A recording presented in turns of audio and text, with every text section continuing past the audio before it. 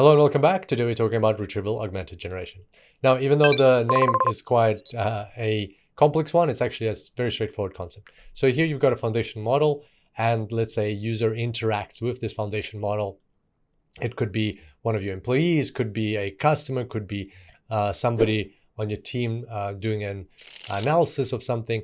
The foundation model has underlying foundation model knowledge that it can use to provide an answer, but also you can on the fly augment that knowledge with additional knowledge, such as knowledge from databases, documents, APIs, and so on.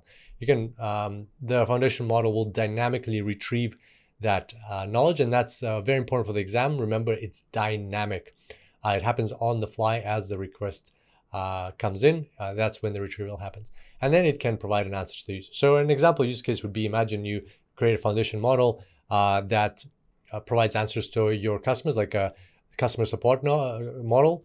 Well, it can retrieve information from sources that you specify in your business.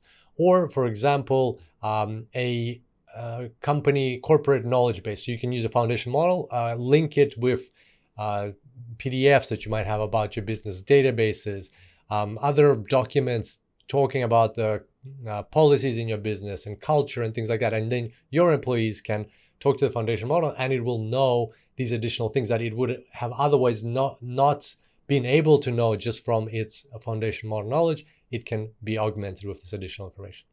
So there we go. Here's a quick summary of what we discussed. I look forward to seeing you back here next time. And until then, enjoy the cloud.